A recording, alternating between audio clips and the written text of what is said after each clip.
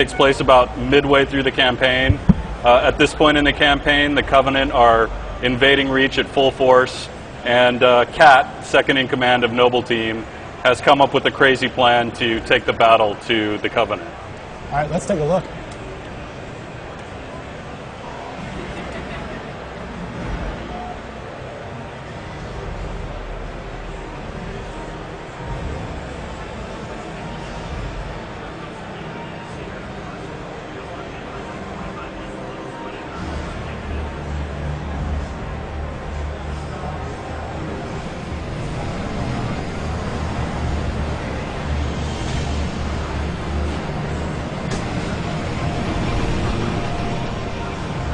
Bit of a hike to the launch facility. Any closer? It's too hot to land. Copy that, Commander. Move up the beach, Noble. Now, I'm seeing that there are armor abilities here in campaign, just like there were in multiplayer. Can you Correct. explain how that works in the campaign? Yeah, I mean it's not quite as dynamic as it might be in multiplayer. We don't have loadouts, for example, but in campaign, you know, we sort of want a particular encounter or a particular group of encounters to focus around a certain set of armor abilities. And of course, what you see here is Sprint, the good old default armor ability. So it's not specific to the character that you're playing as, it's specific to the mission? It functions very similar to the way that it functions in multiplayer. You can sort of swap it out at particular moments. So, you know, I wouldn't be surprised to find some cool encounters, cool missions designed around specific armor abilities. Now, of course, we're seeing right here, the elites are back. Indeed. The old foe. Yeah. How have you updated them as a new enemy? You know, we've absolutely updated them. We've spent a lot of time making the AI as smart as possible, as quick as possible, as deadly as possible. So I think at the same time, we're trying to get back to, you know, the high point of fighting an elite in Halo 1, and I think we've managed that. It's fighting elites right now. They're like the samurai of the Covenant. They're super deadly, super smart, and super fun to fight against. That is awesome. So, are the executions still in the campaign, and can you do that against all the different Covenant forces? Well, I don't want to ruin everything for you guys, but yeah, you might see that once or twice against other members of the Covenant. It is in campaign for sure. Lars is trying to do one right now, but he's failing miserably.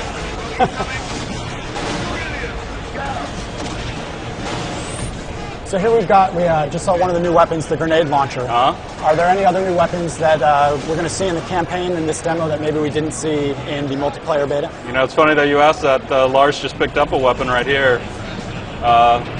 We didn't have this one in the beta. It's a Covenant weapon. It's called the concussion rifle. What's its specialty? It's sort of an area of effect weapon that the Covenant will use against you a lot. It does a broad area of effect damage when it's fired at you. It's a very scary thing to have shot at you by the Covenant.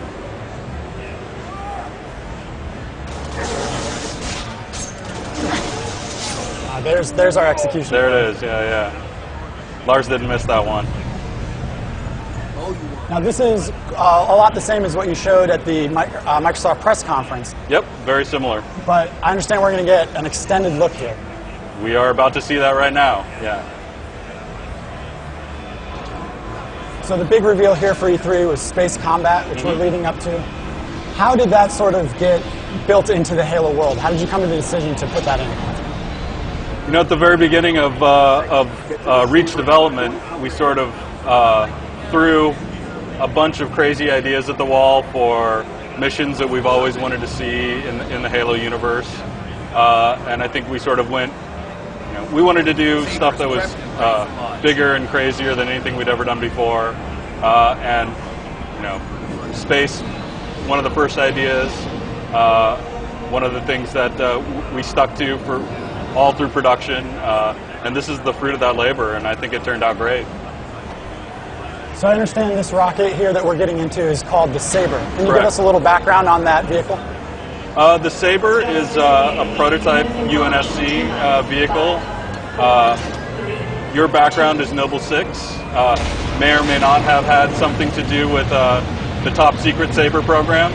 So just so happens that at this point in the campaign, Plan the Saber makes perfect sense for you as Noble 6.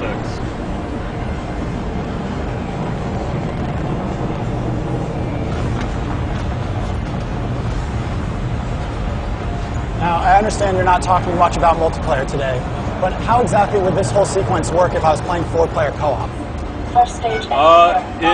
In 4-player co-op, I mean, first of all, we want to make sure that even if you're playing campaign, I think something really cool that we've done is respect your player customization, even in cinematic.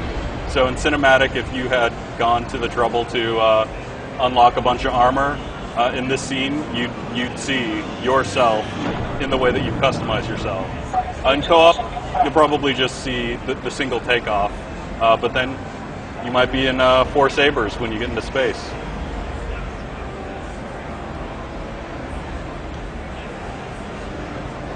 How did you approach the controls for the Saber? Is it kind of a little bit like the Banshee, or is it a whole new beast here? It's absolutely a whole new beast. Sage, our sandbox designer, actually worked on Crimson Skies, so he knows a thing or two about flying vehicles.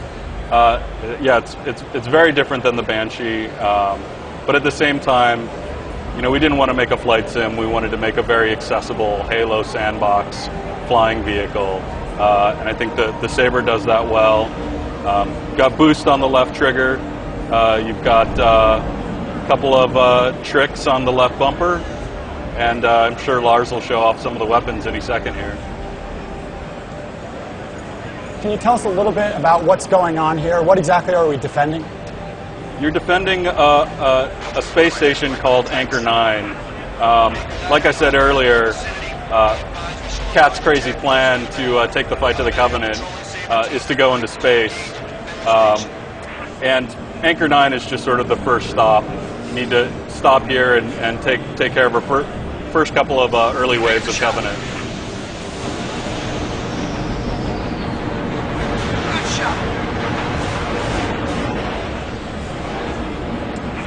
Exactly how crazy would this be if I wanted to play on Legendary?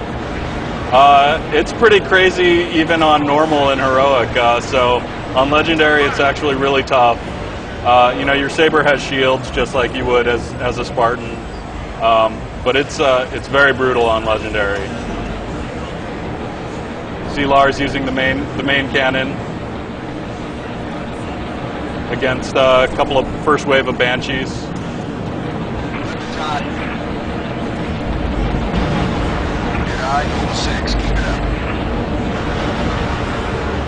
How big is this playing area right here? It's enormous. It's one of the biggest playing areas we've ever made. You can actually fly from one end to the other, but at the same time, we don't want you to be sort of flying aimlessly out in space. So a lot of the combat is sort of focused by Anchor 9 in this encounter. Now here we're fighting against some Seraphs. Can you tell us a little bit about that Covenant ship? Yeah, Seraphs are, they've actually been around in other Halo games. You've just never been able to get this close to them. It's sort of the equivalent, it's the Covenant equivalent of the Saber. Whereas the Banshees, Lars could just use the machine guns on the Banshees.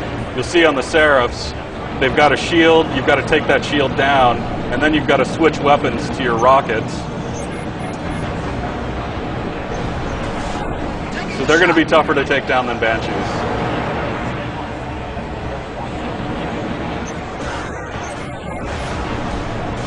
How big of a portion is the space combat going to be in the game? Is this kind of like an isolated section you're showing right here?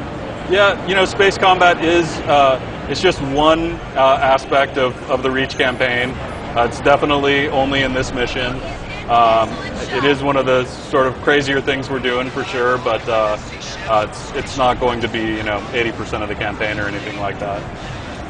How are you possibly going to top this for surprises once people actually ship this for retail? There are quite a few more surprises that I think are going to blow people away. I'm super excited to talk about them in the coming months. But we've actually got quite a lot more in the can. All right, well, it looks awesome. Tell us one more time, when exactly will Halo Reach be on store shelves? September 14th. All right.